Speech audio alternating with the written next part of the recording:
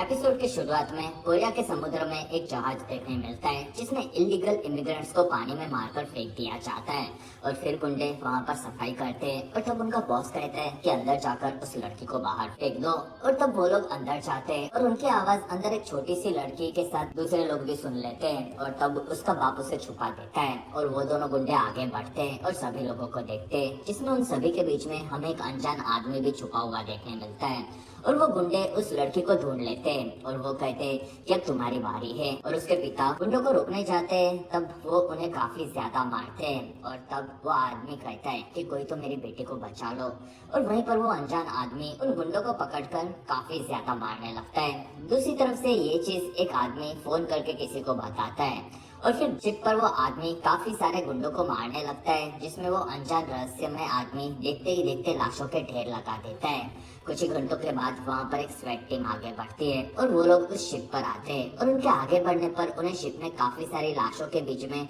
वो आदमी नजर आता है जिसमें उसने सभी लोगों को मार दिया होता है और वो सैनिकों के सामने एक गुंडे को काट देता है जिसमें हमें वो आदमी नजर आता है और उसकी आंखों में खून सवार होता है और तब ऑफिसर्स उसे पकड़कर पूछते हैं कि तुम कौन हो और तब वो आदमी एक नंबर देता है और उस नंबर को डेटाबेस में चेक किया जाता है जिसमें उस पर प्रोफेशनल लॉक होता है और तब ऑफिसर अपने सीनियर का स्पेशल आईडी लॉगिन करने मांगता है जिसमें वो ऑफिसर कहता है कि ठीक है और वो अपने लॉगिन को ओपन करता है और फिर उस रहस्यमय आदमी के नंबर को डालने पर पता चलता है कि उसका नाम हांजी युग है और वो एक स्पेशल ऑफिसर है और वो 1 साल पहले मर चुका था और तब वहाँ पर ये लोग देखकर उसे चौंक जाते हैं और वो लोग डायरेक्टर को ये चीज बताने कहते हैं। अगले दिन ऑफिसर कैंग इस बारे में अपने सीनियर से बात करता है और वो कहता है कि हम लोगों का एक डिपार्टमेंट है जिसका नाम नेशनल इंटेलिजेंस सर्विस यानी कि NIS है और उसके काफी सारे सीक्रेट एजेंट्स हैं जो कि अंडरकवर जाकर लोगों को मारते हैं और उनमें से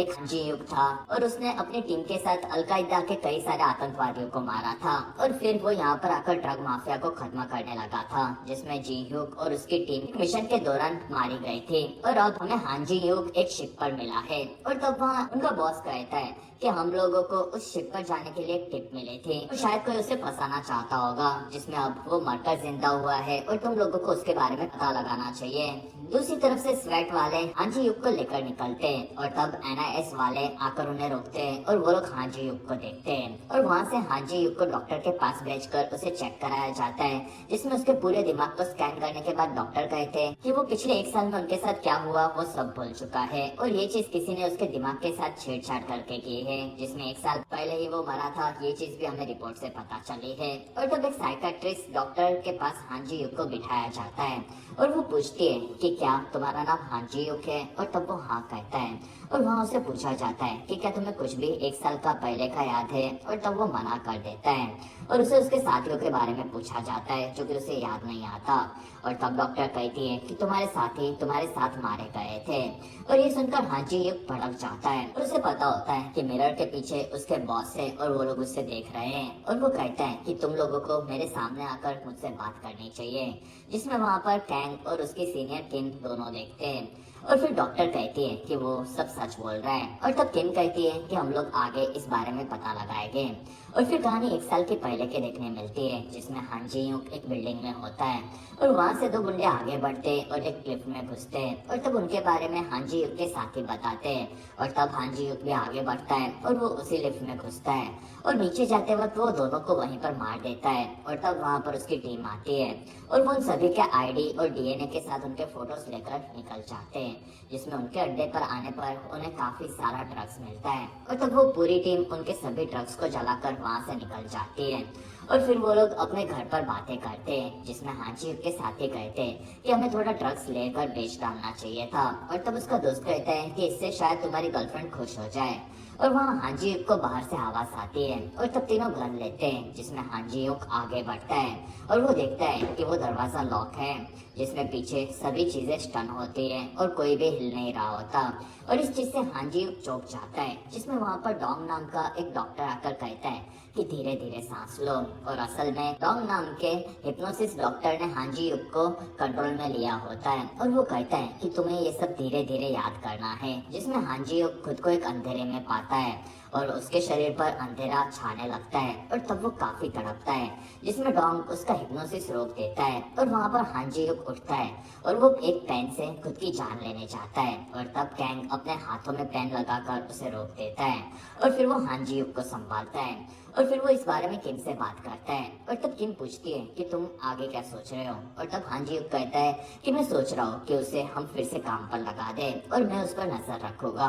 और तब किम कहती है कि हमारे डिपार्टमेंट में अभी भी बहुत लोगों को लगता है कि हान जी युक ने ही अपने साथियों को मारा है और मुझे पता है कि तुम उसे हमारी सर्विस में लाए थे और इसी वजह से तुम उसे काफी पसंद करते हो, लेकिन अब तुम्हें उसकी पूरी जिम्मेदारी उठानी पड़ेगी। और तब कैंग कहता है कि मैं तैयार हूँ, जिसमें हान जी युक के बालों को काटा जाता है और फिर डॉक्टर उससे बात करके उसे उसके साथियों के मरने की फोटो दिखाती है और तब हान जी युक को वो दोनों याद आने लगते हैं और उन दोनों को किसी ने काफी ब्रूटली मारा होता है और ये देखकर हान जी युक दुखी होता है और वहाँ पर डॉक्टर कहती है कि हान जी युक को हॉस्पिटल में और कुछ दिन रखना चाहिए, जिसमें अभी भी वो काफी सदमे में है। और तब कैंग कहता है कि हान जी युक को लेकर जाने की परमिशन मैं ले चुका हूँ, साथ ही मैं उसकी पूरी जिम्मेदारी उठा रहा हूँ और तुम इन पेपर्स को देख लो। कुछ दिनों के बाद हान जी युक वहाँ से अपने अपार्टमेंट में आता है और फिर वो लिफ्ट में आता है और तब एक आदमी भी उसके साथ घुसता है और वो फ्लोर का बटन नहीं दबाता और तब हान जी युक को शक होता है कि वो उसे मारने आया है और वो दोनों लिफ्ट में से बाहर आते हैं। तब हान जी युक उस पर नजर रखता है और वो लड़का अपने में कमरे में घुसता है और तब जाकर हान जी युक को शांति मिलती है और वो अपने घर पर आता है। तब उसे दरवाजे पर एम मार्ट का एक पेपर मिलता है और फिर हान जी युक वहाँ से आकर पूरे घर को देखता है, जिसमें वहाँ पर वो पूरा दिन सोचता है और रात को उसे उसके शरीर पर काफी सारे घाव नजर आते हैं, जिसमें उसे उनके बारे में कुछ याद नहीं होता। अगले दिन सुबह हान जी युक को फोन बजता है और तब उसकी बात सीसू नाम की उसकी दोस्त से होती है और वो दोनों एक जगह पर मिलते हैं, जिसमें सीसू कहती है कि तुम्हें कुछ भी याद नहीं होगा, जिसमें तुमसे मुझे काफी सारे सवाल पूछने हैं, लेकिन तुमने कभी भी मुझे अपनी टीम का हिस्सा ही नहीं समझा, साथ ही तुम्हें सिर्फ हमेशा से अपने मिशन की पड़ी रहती थी और मैंने तुम्हें कुछ कहा था, ये चीज तुम्हें याद ही होगी। और तब हान जी युक को वो याद नहीं होती और वो सुक के हाथ में एक रिंग देखता है और तब उसे याद आता है कि वो अपनी पूरी टीम के साथ पार्टी कर रहा था, जिसमें वहाँ पर डायरेक्टर कॉन्ग, डायरेक्टर किम और डायरेक्टर पार्क भी थे और हान जी युक वहाँ से बाहर आया था, जिसमें वहाँ सिवसू उसी के डिपार्टमेंट से थी और वो एक लड़के को किस कर रही थी और उसने भी हान जी युक को जाते हुए देखा था, जिसमें वो हान जी युक के घर के बाहर उसे मिली थी और उसने कहा था कि तुम्हें ये पता होना चाहिए कि तुम्हारी टीम की जान खतरे में है और अगले मिशन के दौरान तुम्हें संभल कर रहना चाहिए। और तब हान जी युक ने उसके हाथ में रिंग को देखा था और फिर प्रेजेंट में सीसू कहती है कि तुम्हारे दोनों साथियों को इतनी ब्रूटली मारा गया है कि उनकी शक्ल भी पहचान में नहीं आ रही, साथ ही तुमने उन्हें देखा है, जिसमें तुम्हें ये चीज याद रखनी चाहिए और फिर उनके किलर्स को कैसे भी ढूंढकर उन्हें खत्म करना चाहिए, जिसमें तुम काफी काबिल हो और ये चीज खुद से कर सकते हो। और तब हान जी युक कहता है कि तुम और चीफ हेडक्वार्टर में थे और मैं पूरी तरह से तुम लोगों से अलग हो चुका था, जिसमें तुम लोगों को 300 किलोमीटर दूर मेरे शिप पर होने के बारे में कैसे पता चला होगा। और तब सीसू हंसती है और कहती है कि तुम्हें अभी भी इन चीजों के लिए मैं जिम्मेदार लग रही हो और तुम्हें अभी भी काफी चीजें जानना बाकी है, और ये बताकर वो वहाँ से चली जाती है।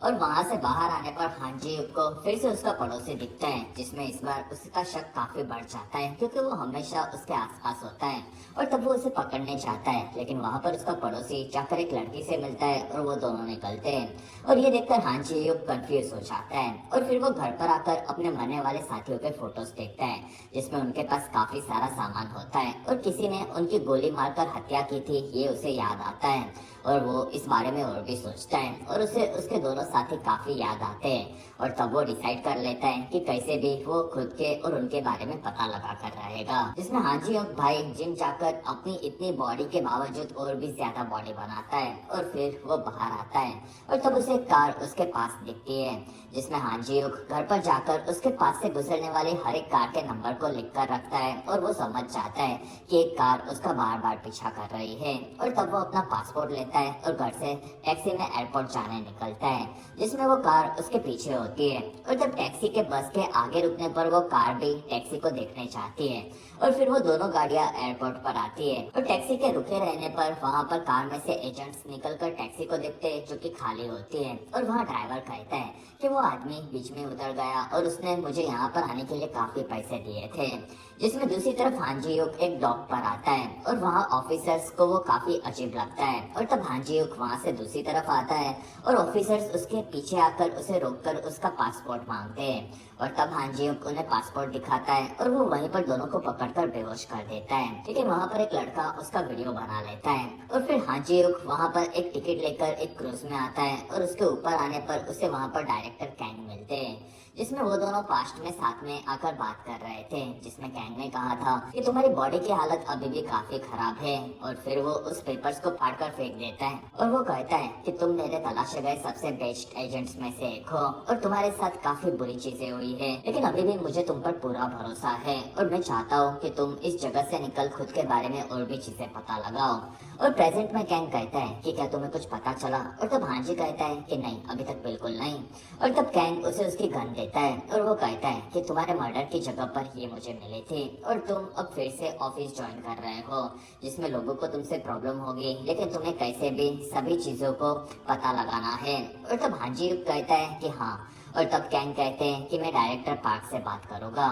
अगले दिन हांजी-युक अपने घर पर आकर तैयार होता है और फिर वो सूट पहनकर एक मेमोरियल के पास आता है और वहाँ के खुफिया रास्ते से आगे बढ़कर वो एनसीआई के बेस में दाखिल होता है। और वहाँ पर दो लोग टाइम पास कर रहे होते हैं और तब हांजी-युक उन्हें डराता है और फिर वो दोनों अपने काम में लग जाते हैं। और तब हांजी-युक वहाँ से आगे बढ़ता है और अंदर डायरेक्टर पार्क के पास उनका एक साथी एक नई एजेंट के बारे में बताता है और वो कहता है कि वो लड़की काफी काबिल है, जिसमें उसकी पढ़ाई में स्कोर्स बेहतरीन थे। और तब पार्क कहते हैं कि उसके लिए फील्ड जॉब कैसा रहेगा। और तब ऑफिसर कहते हैं कि नहीं, उसके लिए डेस्क जॉब ही बरोबर रहेगा। और तब पार्क कहते हैं कि हांजी-युक को बुलाओ, जिसमें उसी ऑफिस में हांजी-युक एक जगह पर अपना निशाना ट्राई करता है, जिसमें उसका निशाना अभी भी काफी बेस्ट होता है और हांजी-युक इस चीज से खुश होता है। लेकिन वहाँ पर वो देखता है कि एक लड़की भड़की हुई गोलियां चला रही है और उसका निशाना भी काफी खराब है। और तब हांजी-युक उसके जूते देखकर आगे बढ़ता है और वो आकर डायरेक्टर पार्क से मिलता है, जिसमें पार्क कहते हैं कि मेरी बात कैंग से हुई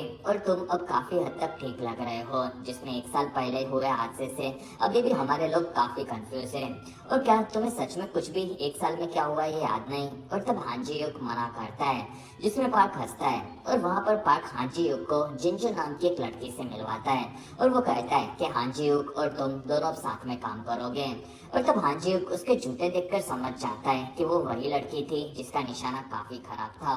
और तब जिंजू हांजी-युक को भी हेलो कहती है और वो तीनों बाहर आते हैं। और तब सभी ऑफिसर्स को पार्क कहता है कि हमारे साथी हांजी-युक एक काफी बुरे हादसे के बाद अब वापस आ चुके हैं और वो अब ऑफिस में हमारे साथ काम करेंगे। लेकिन वहाँ पर बाकी साथी इस चीज से खुश नहीं होते। और तब हांजी-युक और जिंजू वहाँ से निकलते हैं और जिंजू कहती है कि मैं आपकी काफी बड़ी फैन हूँ और मैं आपके साथ ही काम करने के लिए ज्वाइन हुई हूँ। और तब हांजी-युक कहता है कि मेरे आखिरी दोनों साथी को पकड़कर किसी ने काफी बुरी तरह से मार दिया था, जिसमें तुम्हें ये पता होना चाहिए। और वो वहाँ से चला जाता है। और तब जिंजू हाँ बोलकर पीछे आती है और रात को हांजी-युक इस बारे में सोचकर काफी कंफ्यूज होता है। और तब उसके सामने वाली खिड़की पर लाइट होती है, जिसमें हांजी-युक बाहर आकर देखता है कि उसके सामने वाले अपार्टमेंट से कोई लाइट कर रहा है और वो उन लाइट्स को काउंट करता है। और तब उसे वहाँ पर एक नंबर मिलता है, जिसे हांजी-युक लिख लेता है, जो कि एम मार्ट और एक दूसरा नंबर होता है। और तब उसे याद आता है कि वो जब घर पर आया था तब उसे एम मार्ट का एक पेपर मिला था।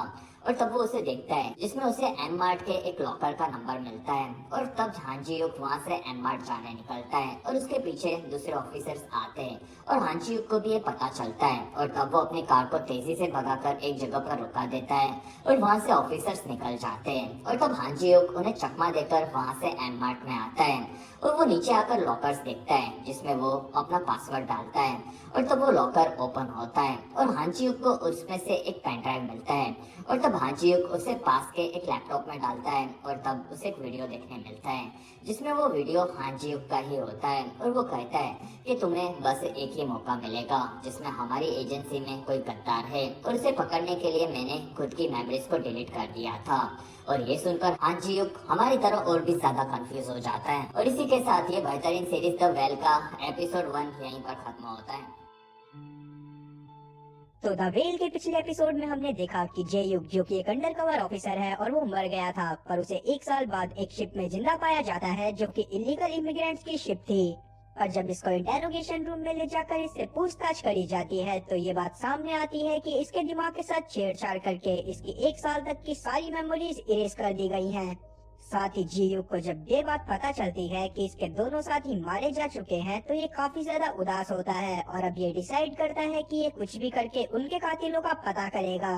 और इसीलिए ये वापस से इंटेलिजेंस को ज्वाइन कर लेता है। जिसके बाद जब ये अपने केस को स्टडी कर रहा होता है तो इसे पता चलता है एम मार्ट के बारे में, जहाँ पर जब ये पहुँचता है तो इसे वहाँ पर एक रिकॉर्डिंग मिलती है। और हद तो तब हो जाती है जब इसे ये बात पता चलती है कि वीडियो के अंदर जो इंसान है वो कोई और नहीं बल्कि ये खुद है। इसने ही अपनी 1 साल तक की सारी मेमोरीज इरेज करी थी।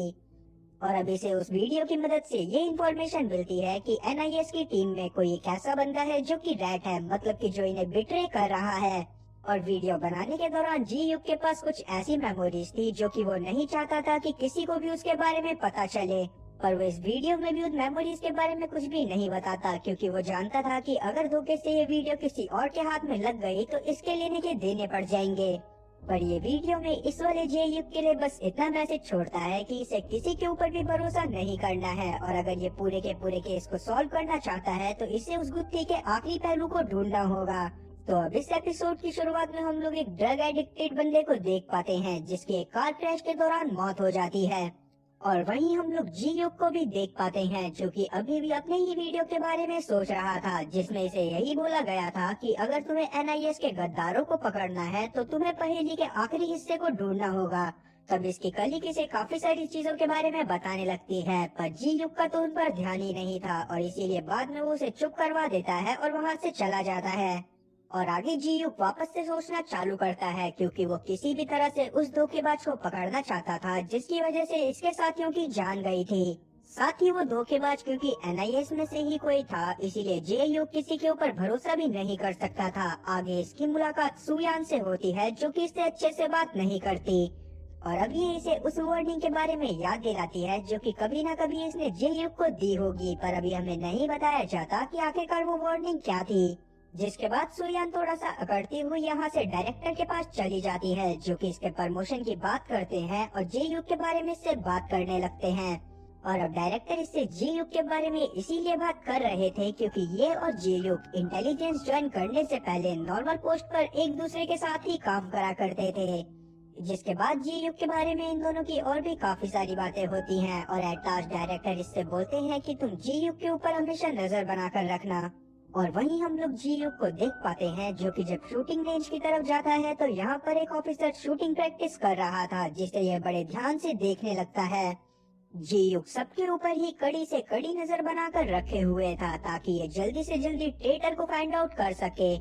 आगे जब ये अपने घर में पहुँचता है तो यहाँ पर इसने 4 फोटो को जमा कर रखा हुआ था जो कि 4 उन्हीं लोगों की फोटो थी जिनसे ये ज्यादातर अपने ऑफिस में मिला करता था। तभी उन 4 लोगों की फोटो को दीवार पर लगाता है जो कि इसके हिसाब से सस्पेक्ट हो सकते थे। अब ये 4 लोग थे डोंग, सियोयिन, जिनसुक और पालो।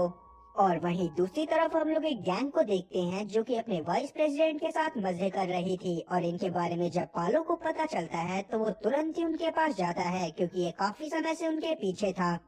और कहीं न कहीं इस गैंग के पीछे जाने का पालो का मकसद ये भी था क्योंकि जी-युग जब 1 साल पहले गायब हुआ था तो वो इसी गैंग के बारे में इन्वेस्टिगेशन कर रहा था। तभी उन गैंग के बारे में और ज्यादा पता करने की कोशिश करता है और दूसरी तरफ हम लोग वापस से जी-युग को देख पाते हैं जो कि कुछ फाइल को स्टडी करने की कोशिश कर रहा था जो कि एक NIS एजेंट डोंग से रिलेटेड थी जिसकी काफी समय पहले ही मौत हो गई थी। अब यहाँ से हम 2 साल पहले का एक सीन देख पाते हैं जब जी-युग डोंग से मिला था जो कि उस समय चाइना के ही हवाईयन गैंग को पकड़ने के पीछे लगा हुआ था। साथ ही डोंग जी-युग को भी वार्न करता है कि वो उन लोगों के पीछे ना जाए क्योंकि कहीं ना कहीं वो लोग बहुत ज्यादा खतरनाक हैं। पर उस समय पर डॉन को ही उस गैंग का केस मिला हुआ था। पर जब वो वहाँ पर अपने 2 साथियों के साथ जाता है तो उसके कुछ समय बाद खबर आती है कि इन तीनों को ही उन गैंग वालों ने मार दिया है। और इन्हीं 3 NIS एजेंट की मौत के बारे में पता करने के लिए जी यूक और साथ ही उसकी टीम को भेजा गया था, जिसके बाद उसके तो 2 साथी मारे गए, लेकिन जी यूक अभी जिंदा बच गया और इसीलिए वो डिसाइड करता है कि वो इस गैंग वालों का पर्दाफाश कर ही रहेगा। और अब यहाँ से सीन प्रेजेंट में आता है, जहाँ पर हमें पता चलता है कि इस गैंग के पीछे सिर्फ पुलिस वाले ही नहीं बल्कि NIS के एजेंट भी पड़े हुए थे, क्योंकि इस गैंग के लोग यहाँ के लोकल लोगों को ड्रग की आदत लगवाकर उन्हें ड्रग बेचते हुए पैसे कमाया करते थे। और अब इस गैंग के वाइस प्रेसिडेंट को पकड़ने के लिए जी यूक अपने खबरी को फोन करता है, जिसका नाम था गिल। जिसके बाद ये गिल की मदद से काफी सारे लोगों को पकड़ता है जो कि हवाईयन गैंग के ही मेंबर थे। अब हवाईयन गैंग के इस एरिया में मौजूद लगभग सारे लोग पकड़े जा चुके थे, जिनके बारे में इंफॉर्मेशन गिल को थी। और फिर एक दिन वहाँ के लोकल पुलिस वालों को हैंग चियो के बारे में खबर मिलती है, जो कि इसी गैंग का वाइस प्रेसिडेंट था। तब ये लोग चियो को पकड़ने के लिए जाते हैं, पर जब ये वहाँ पर पहुँचते हैं तो चियो वहाँ से भागने की कोशिश करने लगता है, लेकिन जब वो भाग रहा था तो बाहर ही काफी सारे पुलिस वाले उसे घेर कर खड़े हो जाते हैं और इस तरह से इनका वाइस प्रेसिडेंट भी पकड़ा जाता है। पर जब ये लोग उसको पुलिस स्टेशन में लेकर पहुँचते हैं तब पुलिस स्टेशन में एक कॉल आता है और दूसरी तरफ से एक मिस्टीरियस आदमी बोलता है कि इन्होंने एक पुलिस वाले को होस्टेज बनाया हुआ है और अगर ये जल्दी से जल्दी चियो को नहीं छोड़ेंगे तो वो लोग इस पुलिस वाले की जान ले लेंगे। तब सभी पुलिस वाले डर जाते हैं और दूसरी तरफ हम लोग जी यूक को देख पाते हैं, जो कि डॉन क्यून के साथ जिनसुक से मिलने के लिए जा रहा था।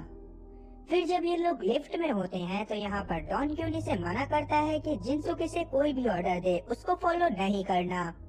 तब इस पर जी यूक भी हाँ में सर हिलाता है और इसके बाद हम लोग जिनसुक के रूम में एक मीटिंग होते हुए देख पाते हैं, जहाँ पर ये लोग चियो के बारे में ही बात कर रहे थे। और अब जब चियो की फोटो दिखाई जाती है तो यहाँ पर जी यूक बताता है कि ये इसके बारे में बहुत अच्छे से जानता है, जो कि हवाईयन गैंग का वाइस प्रेसिडेंट है, क्योंकि ये पहले इसके ही केस के बारे में इन्वेस्टिगेट कर रहा था। और यहीं पर अब पालो भी बताता है कि अभी अभी खबर आई है कि हवाईयन गैंग ने पुलिस वाले की जान ले ली है, क्योंकि इन लोगों ने चियो को पकड़ लिया था और उनके कहने पर भी इन्होंने चियो को नहीं छोड़ा। तब जी यूक को काफी ज्यादा गुस्सा आती है और वो बोलता है कि ग्वांगचल को इंटरोगेट करना चाहिए ताकि ये जल्दी से जल्दी केस को सॉल्व कर सकें और हवाईयन गैंग को जल्दी से जल्दी सलाखों के पीछे डाल सकें। सभी लोग यहाँ पर सोचने लगते हैं कि आखिरकार ये मौका किसको दिया जाए। तब जी यूक बोलता है कि मैं खुद ही उसको इंटरोगेट करना चाहता हूँ, क्योंकि मैं पहले भी उसके बारे में इन्वेस्टिगेट कर रहा था और मेरे साथ काफी सारे हादसे हो चुके, और इसीलिए ये यहाँ पर अपने सभी सुपीरियर की इजाजत लेता है ताकि ये ग्वांगचल को इंटरोगेट कर पाए। पहले तो कोई भी इस चीज के लिए नहीं मान रहा था, पर बाद में जिनसुक के कहने पर सभी लोग मान जाते हैं कि जी यूक ही उसको इंटरोगेट करेगा। जिसके बाद जी यूक तुरंत ही साउथ मूवीज की हीरो की तरह उसके रूम में जाता है और उसको सस्ता प्रसाद देना चालू करता है। जिसके बाद ये इसको बहुत बुरी तरह से मारने के बाद इससे पूछताछ करना चालू करता है, पर चल बहुत ज्यादा ढीठ था, इसीलिए वो इसको अभी भी कुछ भी नहीं बता रहा था। तब जी यूक गुस्से में आता हुआ इसकी शर्ट को फाड़ देता है और तब जाकर हम लोग देख पाते हैं कि ये तो गजनी की तरह अपनी बॉडी पर टैटू बना के रखता है। हालांकि इसे भूलने की बीमारी नहीं थी, पर ये अपने बचपन के घाव को भूलना नहीं चाहता था और इसीलिए अपने हर इंसिडेंट से रिलेटेड इसने अपनी बॉडी पर एक टैटू बनवा कर रखा हुआ था। उन सभी टैटूज में से एक टैटू ऐसा था जिससे ये पता चलता था कि ये पहली बार जेल कैसे गया था, और दूसरा टैटू ऐसा था जिससे ये पता चलता था कि इसने अपने फादर को कैसे मारा था, जो कि बचपन में से सेक्सुअली अब्यूज करा करते थे। अब जी यूक भी इसके टैटूज को बड़े ध्यान से देखने लगता है, जिसके ऊपर तुरंत ही ग्वांगचल मौका पाकर अटैक कर देता है। जी यूक इससे लड़ाई करते हुए इसे किसी तरह से काबू करता है और इसे शांत करवाता है। और अब इसको काबू करने के बाद ये थोड़ी देर के लिए बाहर चला जाता है और थोड़ी ही देर में हम लोग ये भी देख पाते हैं कि पुलिस स्टेशन में चल के चेलों की तरफ से एक पार्सल आता है। उस पार्सल में उसी पुलिस ऑफिसर का कटा हुआ हाथ था जिसको अभी चल के साथियों ने मार दिया था। और अब इस हाथ को देखने के बाद जी यूक को काफी ज्यादा गुस्सा आता है और ये गुस्से में ही वापस से चल को जाकर बहुत बुरी तरह से लतेड़ता है। और अब उसको बहुत बुरी तरह से मारने के बाद जी यूक जब बाहर आता है तो ये उस पार्सल वाले से बात करने लगता है जो कि उस पार्सल को लेकर आया था। तब ये डिलीवरी बॉय जी युग को बस इतना बोलता है कि ये बस पार्सल डिलीवर करने ही आया था, इसके अलावा ये इनके बारे में कुछ भी नहीं जानता। जी युग इसको डराने की कोशिश भी करता है, लेकिन इस सब का कोई फायदा नहीं होता। और अब क्योंकि रात भी बहुत ज्यादा हो गई थी, इसलिए जी युग भी अपने घर की तरफ जाने लगता है, जहाँ रास्ते में इसको इसके कलीग का कॉल आता है, जो कि इसे बताती है कि इन्होंने चैल के फोन को रिस्टोर कर लिया है, जिसमें से इसके 12 बजे एयरपोर्ट पर होने के सबूत मिले हैं। तब जी युग इससे और ज्यादा इंफॉर्मेशन फाइंड आउट करने को बोलता है। वहीं हम लोग पुलिस स्टेशन में देखते हैं कि यहाँ पर काफी सारे लोग आ जाते हैं, जो कि ये क्लेम कर रहे थे कि वो लोग चाइना के रहने वाले हैं और यहाँ पर इलीगल इमिग्रेंट बनकर रह रहे हैं। और अब इतने सारे लोगों की भीड़ को देखकर सारे के सारे पुलिस वाले अपने काम को छोड़कर इन सभी लोगों की बातों को सुनने में लग जाते हैं। पर अचानक से ही ये सभी लोग इनके ऊपर हमला कर देते हैं, क्योंकि असल में ये लोग हवाईयन गैंग के लोग थे, जो कि यहाँ पर चैल को छुड़वाने के लिए ही आए हुए थे। यहाँ पर ये सभी लोग पुलिस वालों को बहुत बुरी तरह से मारते हैं और दूसरी तरफ हम लोग जी युग को देख पाते हैं, जिसे अचानक से कुछ याद आता है और वो अपनी गाड़ी को पुलिस स्टेशन की तरफ मोड़ देता है। और पुलिस स्टेशन में अब सभी हवाईयन गैंग के लोगों ने यहाँ पर आतंक मचा दिया था, जिसके बाद ये तुरंत ही चैल को बाहर निकाल कर आते हैं और यहाँ पर वो बंदा जो कि पार्सल डिलीवर लेकर आया था वो इसके सामने आ जाता है। और तब जाकर हम लोग जान पाते हैं कि जिसे अब तक हम लोग डिलीवरी बॉय समझ रहे थे, वो असल में इस गैंग का लीडर है, जो कि चैल को यहाँ पर जान से मारने के लिए आया था, क्योंकि इसे लग रहा था कि चैल ने इसकी गैंग के बारे में पुलिस वालों को जरूर ही कोई जानकारी दी होगी। तब मसूल यहाँ पर अपना एक नाइफ निकालता है और उसके बाद ये चैल के पेट में 2 बार स्टैब कर इसे जान से मार देता है। अब इसको मारने के बाद जब ये लोग यहाँ से जा रहे थे, इतने में ही जे युग यहाँ पर पहुँच जाता है, जो कि मसूल को एक महंगी गाड़ी में बैठते हुए देख लेता है। तब इसको मसूल के ऊपर शक होता है और ये तुरंत ही अपनी गाड़ी की मदद से उसका पीछा करने लगता है, पर काफी कोशिश के बावजूद भी ये मसूल की गाड़ी को नहीं रोक पाता और साथ ही खुद ही घायल होकर बैठ जाता है। अब मसूल और साथी उसके सारे के सारे साथी इसके हाथ से निकल चुके थे, इसीलिए इसे ना चाहते हुए भी वापस से पुलिस स्टेशन में आना पड़ता है, जहां पर ये देखता है कि पुलिस वालों का बुरा हाल हो रखा है। और इसके बाद जब ये कुछ लोगों को पहचानने के लिए सीसीटीवी देखता है, तो इसे पता चलता है कि इनका खबरी खुद भी हवाईयन गैंग का ही मेंबर था। और ये चीज देखने के बाद तो इसके तोते उड़ जाते हैं। और इसी के साथ ये एपिसोड यहीं पर खत्म होता है। तो उम्मीद है कि एक्सप्लेनेशन अच्छी लगी होगी। अगर एक्सप्लेनेशन अच्छी लगी हो तो चैनल को सब्सक्राइब करना और बेल नोटिफिकेशन को ऑल पर सिलेक्ट करना और वीडियो को भी लाइक करना। मैं ऐसी ही और मजेदार एक्सप्लेनेशन वीडियोस लाता रहूंगा। खैर तब तक के लिए टाटा और गुड बाय।